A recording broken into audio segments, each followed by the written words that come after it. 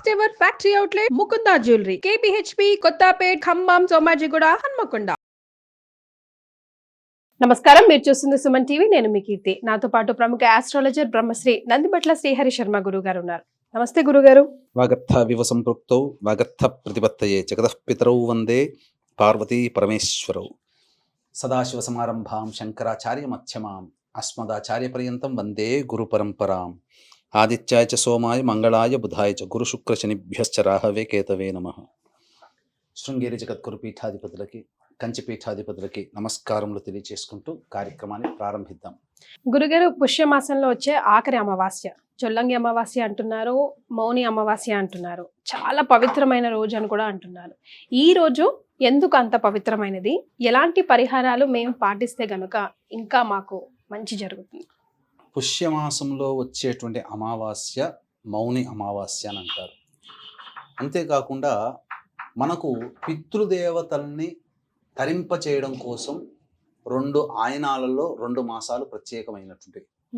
దక్షిణాయనంలో వచ్చేటువంటి భాద్రపద మాస పితృపక్షాలు పితృదేవతల్ని ఆరాధన చేయడానికి, మరి ఉత్తరాయణంలో ఈ పుష్యమాసంలో వచ్చే అమావాస్య ఒక్కరోజే పితృదేవతల్ని ఆరాధించడానికి అనుకూలమైన రోజుగా చెప్పబడి ఉంది. అయితే మనకు గమనించుకున్నట్లయితే ఈ సంబంధించినటువంటి నార్త్ ఇండియా కల్చర్లో, సౌత్ ఇండియా కల్చర్లో కనుక చూసుకుంటేనమ్మా, వాళ్ళకేమో పౌర్ణమి నుంచి పౌర్ణమి వరకు నెల, మనకేమో అమావాస్య వెళ్ళిన రోజు నుంచి మళ్ళీ అమావాస్య వరకు నెల. అక్కడ కాబట్టి 15 రోజుల డిఫరెన్స్ ఉంటుంది, కానీ కాలమానం అంతా ఒకటే. అయితే ఈ పుష్యమాసము పుష్టిని ప్రసాదిస్తుంది. పైగా నార్త్ సైడ్లో మౌని అమావాస్య అని అంటుంటారు. మీరు గమనించుకుంటేనమ్మా, ప్రతి అమావాస్య రోజున చాలా మంది ఇప్పటికీ కూడా సాధు సంతులు నదీ తీరానికి వెళ్ళి వాళ్ళు కొన్ని క్రియలు చేసి వస్తారు.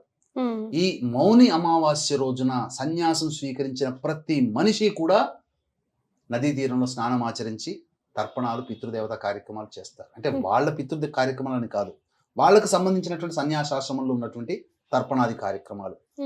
కానీ ఈ మౌని అమావాస్య మానవుల్ని ఉద్ధరించడానికి ఉన్నటువంటి అమావాస్య. ఈ రోజున ప్రధానంగా మౌన వ్రతాన్ని ఆచరించాలి అని చెప్పి అన్నారు కాబట్టి అది మౌని అమావాస్య అయింది. కాబట్టి ఈ రోజున ఈ సంవత్సరం 2025 సంవత్సరంలో జనవరి 29వ తారీఖు రోజున వస్తుందమ్మా. ఇది చాలా ప్రత్యేకమైనటువంటిది. ఎందుకనంటే అమావాస్య అంటేనే సంపూర్ణంగా రవి ఉంటాడు కదా. ఆ రవి ఉన్నటువంటి అమావాస్య రోజున రవికి సంబంధించిన ఒక నక్షత్రం కూడా ఉదయం 8:30 వరకు ఉంది. ఉత్తరాషాఢ నక్షత్రం ఉందమ్మా. తదనంతరం శ్రవణ నక్షత్రం వస్తుంది. కాబట్టి ముఖ్యంగా అమావాస్య రోజున ఎందుకు ఏం పనులు చేస్తారు అని అంటే, సాధారణంగా ఎవరైనా కానీ పిండ ప్రదానాలు లేదా తర్పణాది కార్యక్రమాలు చేస్తారు. ప్రతి అమావాస్యకి చేస్తారు, ప్రతి అమావాస్యకి చేయాలి. కానీ ఈ సంవత్సరం ఉన్నటువంటి ఈ మౌని అమావాస్య 29వ తారీఖు రోజున వస్తుంది కదా. ఆ రోజున ఉదయం 8:30 వరకు ఉత్తరాషాఢ నక్షత్రం రవి నక్షత్రం ఉంది కాబట్టి పొద్దున్నే లేచి కాలకృత్యాదులు తీర్చుకొని పెద్దలకి సూర్యోదయం అయిన తర్వాత వెంబడే పెద్దల కోసమే బ్రాహ్మణుని పిలిపించి తర్పణాది కార్యక్రమాలు, బ్రాహ్మడికి వస్త్రదానం చేస్తే చాలమ్మా. లేదు, చాలా మంది బ్రాహ్మడు అవైలబుల్లో ఉన్నటువంటి కుగ్రామంలో ఉంటారు. అటువంటి వాళ్ళు ఏం చేయాలనంటే, ముందుగా గణపతికి నమస్కారం చేసుకొని, మా పితృదేవతల కోసం నేను ఈ యొక్క తర్పణాది కార్యక్రమాలు చేస్తున్నానని చెప్పి సంకల్పం చేసుకొని దక్షిణం వైపు ఫేస్ పెట్టి ఒక గ్లాసు, స్పూను, ఒక బౌల్, కటోరి గిన్నె పెట్టుకొని ఆ గ్లాసులో నీళ్లు పోసి, మంచినీరు పోసి అందులో నల్ల నువ్వులు వేసిన తర్వాత అప్పుడు పితృదేవతల్ని స్మరించుకొని, అంటే భర్త వైపు 3 తరాలు, భార్య వైపు 3 తరాలు ఉన్నటువంటి చనిపోయిన వాళ్ళ పేర్లు, గోత్రము చెప్పి ఆ పేరు తర్వాత ఆ నీళ్లు, ఆ స్పూన్లో నీళ్లు తీసుకొని నువ్వులతో ఉన్నటువంటి నీటిని అరచేతిలో వేసుకొని గోత్రము పేరు చెప్పి వాళ్ళకి తర్పణం వదులుతానని భావన చేసుకొని ఆ నీటిని ఈ బొటన వేలి గుండా నీరుని ఆ కటోరి గిన్నెలో వదలాలి. ఇలా తర్పయామి తర్పయామి తర్పయామి అని 3 సార్లు వదలాలి. ఇలా చేస్తే బ్రాహ్మడు లేకపోయినా మీరు కనీసము ధర్మాన్ని పాటించిన వాళ్ళు అవుతారు. ఇది పెద్దల కోసం చేయాల్సినటువంటి విధి.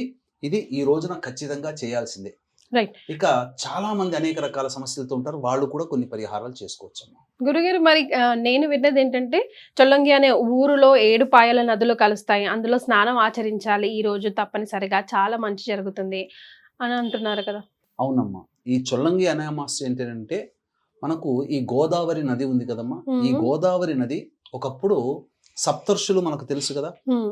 అత్రి, భరద్వాజ, కశ్యప ఇటువంటివి. హ్మ్. ఇటువంటి మహర్షులు ఒక్కొక్క సస్యశ్యామలం చేయడం కోసం ఆ గోదావరి నదిని ఈ 7 7 రకాలైనటువంటి దారుల్లో తీసుకుని వెళ్ళారు. హ్మ్.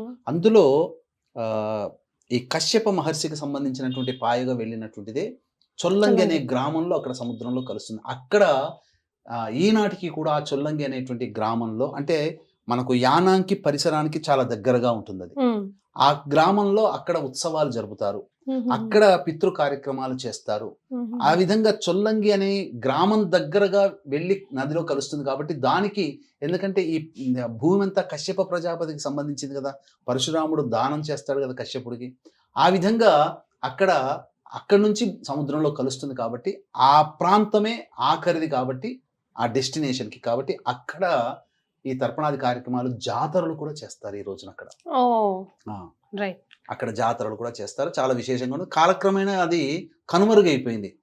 చొల్లంగి అనే ఊరి దగ్గర ఎక్కువగా ఏర్పాటు చేసుకునే కార్యక్రమం కాబట్టి మన దక్షిణ అనగా తెలంగాణ ఆంధ్ర ప్రాంతంలో దీన్ని చొల్లంగి అనే గ్రామం దగ్గర అమావాస్య రోజున చేసుకుంటారు కాబట్టి చొల్లంగి అమావాస్య అని అంటారు. చెప్పగానే చొల్లంగి అనే గ్రామానికి వెళ్ళాలి అనే స్ఫురణ వస్తుంది కాబట్టి, కానీ వాస్తవంగా ఇది మౌని అమావాస్య కాబట్టి చక్కగా జాతకరీత్యా ఉన్నటువంటి అనేక రకాల సమస్యలకి ఈ రోజున ఖచ్చితంగా అమావాస్య రోజున అంటే పితృదేవతలను అంటారు, కానీ ఏ అమావాస్య రోజున కూడా ఆరాధించినటువంటి దైవము ఈ అమావాస్యకి విష్ణుదేవుని లక్ష్మీ సమేతంగా ఆరాధన చేయాలి. ఏకాదశిలోనే విష్ణువుని ఆరాధన చేస్తాం, కానీ ఈ అమావాస్యకి లక్ష్మీ సమేత విష్ణువుని ఆరాధన చేయాలని శాస్త్ర ప్రమాణం. ఏ విధంగా గురుగారు? తప్పకుండా తెలియజేస్తానమ్మా. వీక్షించేటువంటి ప్రేక్షకులు కూడా ఈ మౌని అమావాస్య చాలా అద్భుతమైనటువంటి మహిమాన్వితమైనటువంటి అమావాస్య. ఆ రోజున శ్రవణ నక్షత్రం ఉంది. అంతేకాకుండా మీకు గమనించుకున్నట్లయితే అమావాస్య తిథి రవికి సంబంధించినటువంటిది, చంద్రుడు ఉండడు, కానీ ప్రత్యక్షముగా చంద్రుడి నక్షత్రమైన శ్రవణ నక్షత్రం కూడా ఉన్నటువంటి రోజు. రవిచంద్రులకి సమాగమం ఆ రోజున చాలా గొప్పదిగా ఉంటుంది కాబట్టి ఆ రోజున జాతకరీత్యా ఉన్నటువంటి వివిధ సమస్యలు, ముఖ్యంగా అమావాస్య అంటేనే అమ్మవారి ఆరాధన విశేషంగా చేయాలి.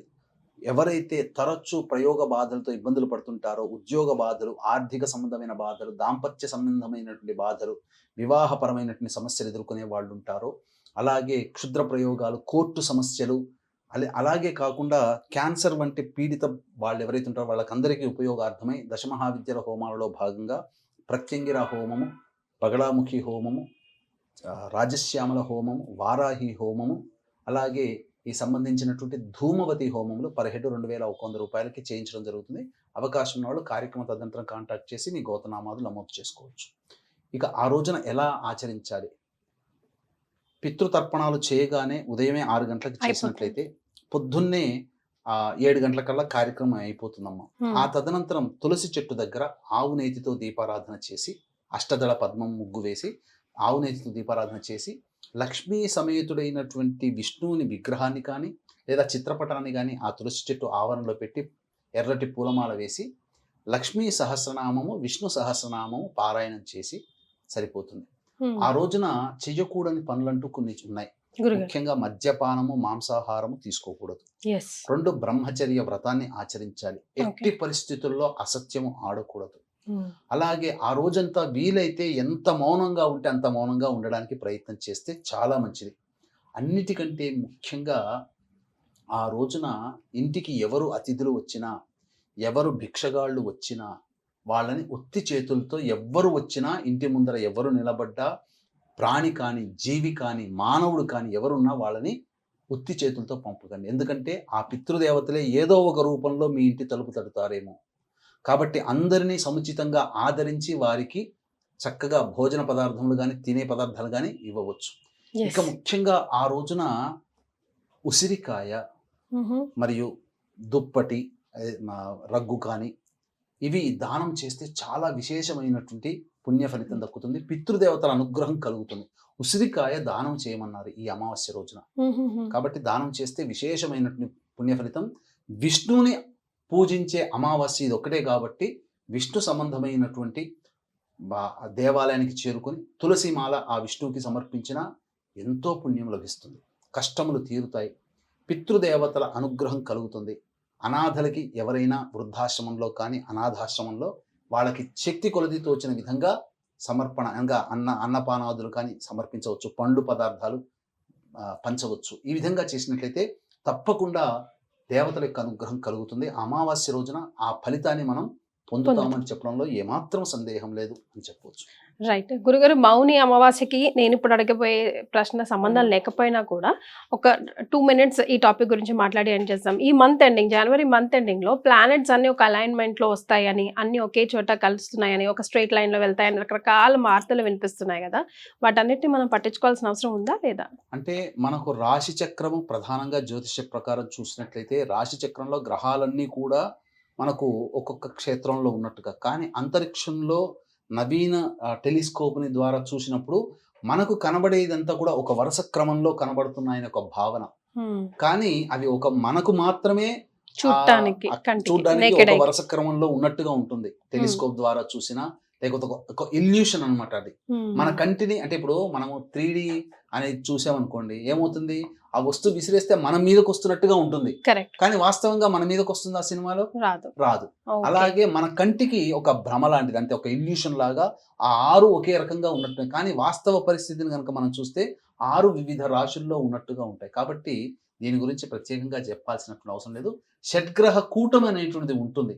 గ్రహాలు వరుసగా మనకు కనబడుతున్నాయి టెలిస్కోప్ ద్వారా, కానీ ఒకే రాశిలో షడ్గ్రహ కూటమి ఉండబడేటువంటి సమయం మాత్రం ఈ జనవరి కాకుండా మార్చి 29వ తారీఖు రోజున ఉగాది సందర్భంగా వస్తుంది. తప్పకుండా ఆ షడ్గ్రహ కూటమి ప్రభావం వలన ఎటువంటి ఇబ్బందులు ఎదుర్కొంటాయి, ఏ రాష్ట్ర వాళ్ళకి మంచి, ఏ రాష్ట్ర వారికి ఇబ్బందికర పరిస్థితులు ఉంటాయనేది సవివరంగా చేసుకుందాం. ఆ షడ్గ్రహ కూటమి ఉన్నప్పుడు కొన్ని నియమాలు పాటించాలి, కొన్ని పనులు చేపట్టాలి, ఏ పనులు ఏ రాష్ట్ర వాళ్ళు చేపట్టాలో మనం తప్పకుండా తెలియజేసుకుందాం. చాలా సంతోషం గురుగారు, ధన్యవాదాలు. సర్వం శ్రీ ఉమామహేశ్వర పరబ్రహ్మార్పణమస్తు.